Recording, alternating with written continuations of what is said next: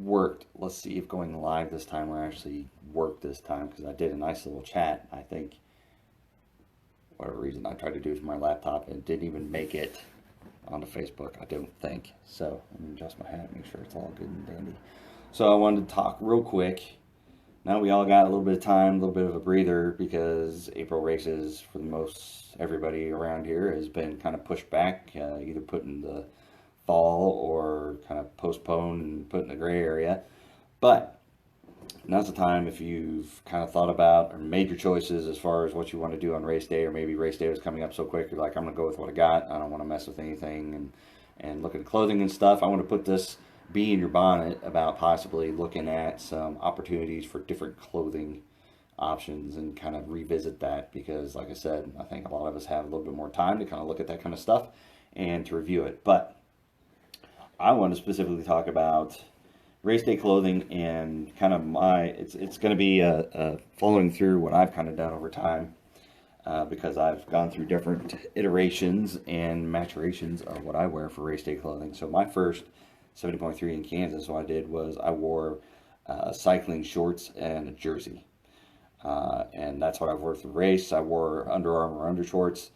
So that's what I did for the whole thing. I swam in the shorts, put the jersey on in T1, and then rode the course, then came out and just put shoes on, and then went out and ran, and done. It worked out well because the bike shorts, the padding was kind of worn down anyway, so it didn't really make it uncomfortable that I was wearing padding on bike shorts to do a 13.1 mile run after, for a half Ironman. But wanted to kind of look back, because over time now I've raced in one-piece tri-suits, and they're super comfortable, and they've come a long way. I tried tri-suits back in like 2008, 2009. They didn't fit right. They just weren't comfortable. And I was like, no way, I'm out.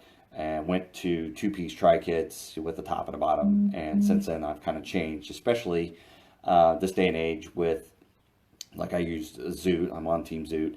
And I used the Ultra one-piece tri-suit. And it's nice because it zips down the front, opens up. So for us guys, we don't have to take our tri-suits off anymore to go to the bathroom. It's not a huge pain in the ass anymore.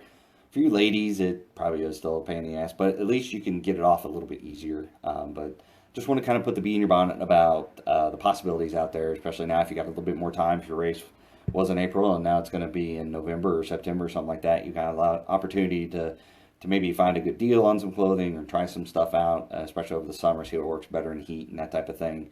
Because usually spring race is going to be a little cooler, but you're looking at, September, November, depending where you're at, it could be a little bit warmer. So do make the decision now. Are you going to use cycling stuff for the bike, or are you going to use tri stuff? So cycling stuff, you do get the nice thick pad, but this is not very comfortable to run in. I mean, this thing, if you could see it on there, is nice and thick.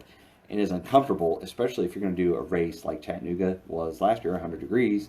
This thing gets filled with sweat and water. If you dump it over yourself, it could chafe, it could be uncomfortable, and just not very much fun. So it could be great on the bike, but once you get to the run, it's not as comfortable. And the bike jerseys, for the most part, they're pretty loose.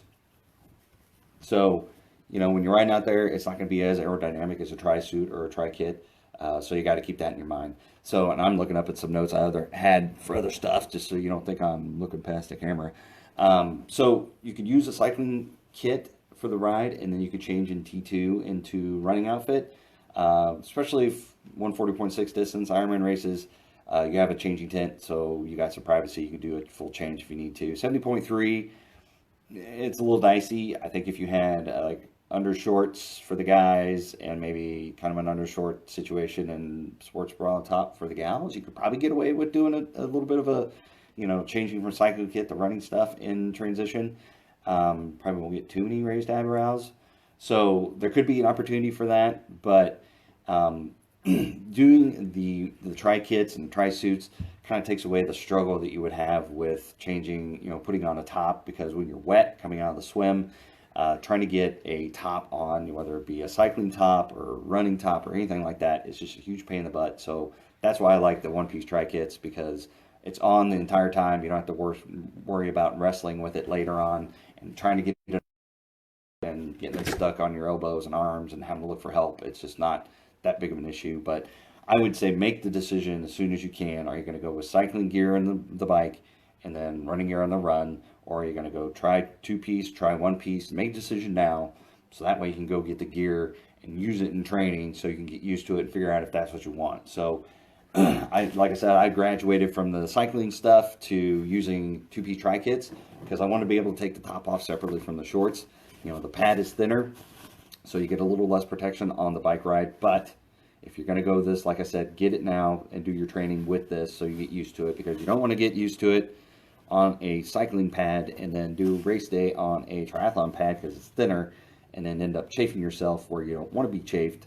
And then you're out on the run and you're chafed, you're uncomfortable, and you're trying to finish your event. You don't want to be in that situation. But I also found two-piece, I used the sleeveless, like banana hammocks. I used that back in the past. So I would rub my arms on the seams. So I would be sleeveless, and then you have to really cover up in sunscreen. So it's just kind of a pain in the butt because you're covered in sunscreen, you're chafing, it's burning. It was not fun. I used this at Boulder 2015. It wasn't extremely hot, but it just rubbed me in all the wrong places. My slider sunscreen on me, it just stung, it sucked.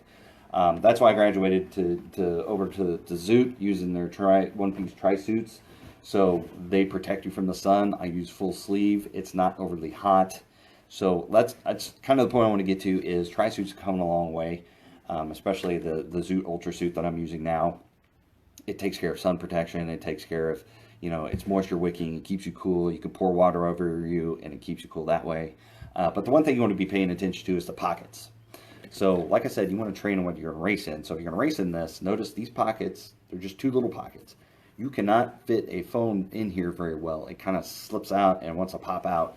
So if you're going on a training ride, you want to bring your phone, you can't put it in these pockets. So that's kind of a drawback on this specific tri-suit. The Zoot Ultra has a nice one big pocket. You can stick your phone in, works perfect for racing. This one doesn't have any pockets on the sides. Zoot Ultra does. It's got pockets you can put in your goo packets. Even two-piece tri-suits. This one we had a nice little pocket on the side, so I use this for my long course racing because you can stick goo packets or whatever in there. Worked really well on the run because it wasn't flopping around in the back pocket or anything like that. And obviously with the cycling stuff, I mean, they've got pockets on the back, but notice it is loose. I mean, for the bike portion, you probably won't have that much of a problem. But when you're running, if you've got stuff in these back pockets, they're going to smack you in the back, and it's just going to be uncomfortable and kind of a pain in the butt. So make sure you know where you want to be on the pocket situation. Know where you want to be on the sunscreen protection level. You know, do you want the suit to provide sunscreen protection on your shoulders and your arms? You know, I've got sunscreen protection up to my elbows. Basically, all I had to worry about was sunscreen on a little bit on my neck and ears, and then my arms, my forearms. And other than that, I was good to go. I did not burn in these suits whatsoever. I did not burn in my Team Zoot suit that I had last year for 2019. I ran in Chattanooga. It was 100 degrees. Sunburning was not an issue. I was a little bit chafed because I poured water on me the whole time, and it was hot. It sucked. But anyway, but it could have been worse if I didn't have the suit that I was, bought, trained in, and had done my whole season in, and then I was ready to go. But just notice there are many brands. This is Zoot. This one was made by Champion Systems. There's tons of options out there. You don't have to go with one brand over another, but like I said, pick it now. Especially my virtual Tri Club people, we get discounts on DeSoto. So if you want to try out DeSoto, you can. And like I said, with Team Zoot, you can sign up for their email. You get 20% off your first order. And the clearance items, I got this probably a quarter of what it was new. Clearance is great to go through and kind of stock up on something you think you might use for later. So there's many brands, many prices, just because it's the highest priced item out there. There's some suits out there for like $400. Yeah, it's going to be good, but is it going to be $300 better than another tri-suit? Personally, I don't think so. I'm not to that level where it makes that much of a difference. So just because it's high priced doesn't mean it's always the best tri-suit. So, like I said, make the decision now, especially if you got, your races are postponed or you've deferred or something like that. Now's the opportunity to kind of revisit, do I have the right clothing I want to use? If you don't, if you want to try something else, now's the time to get it and train in it. So I preach to everybody, my athletes, my virtual Tri Club, everybody, wear it in training and make sure you're used to it, especially if you're going to use tri clothing for your race. You do not want to go out and be doing your long runs in cycling clothes because you will not get the proper calluses built up in the right places, because it will be very uncomfortable if you don't have calluses built up in the right places to withstand 112 miles of biking, or in Chattanooga's case 114 miles, and then you go out and do a 26.2 mile run. You're going to be chafed, especially on race day, and it's going to be uncomfortable because you're not used to it. Train in what you're going to race in. Figure out now what you want to race in, get it now, and then use it in training. So that's kind of summarizing my tips. Make sure I didn't skip anything. And like I said, I wear my tri-suit the entire race, but there's nothing that says you have to wear it the entire race. If you can change in transition, just be considerate if you're in a transition where you're open to the public, you can't do a full-on change. Ironman races, 140.6, you usually get a changing tent, so you can change. So you just got to make that decision. Tri clothing, cycling clothing, run clothing. Pick it up now. Are you going to use 2-piece, 1-piece? Are you going to use, like I said, a change of entire clothing? There's tons of options out there. Make sure, do you want pockets? Do you want long sleeves, sleeveless? Bathroom accessibility. Like I said, the Zoot Ultra is nice. You can zip down the front for us guys, and you don't have to take the suit off now to go to the bathroom, but you get all the benefits of a tri-suit. It's got side pockets, got big pocket on the back for my training rides, put my phone in. It's everything I wanted. Moisture wicking, it's durable. I've used it on my trainer rides. That's why I'm using all the time now for longer training distances and stuff, just to make sure I'm used to it and everything. So there's tons of options out there, tons of price points. Just because it's super expensive doesn't mean it's the best option out there. And like I said, I'm preaching it. Training what you're going to race in, because you just want to be used to it. You want to know to expect out of your clothing.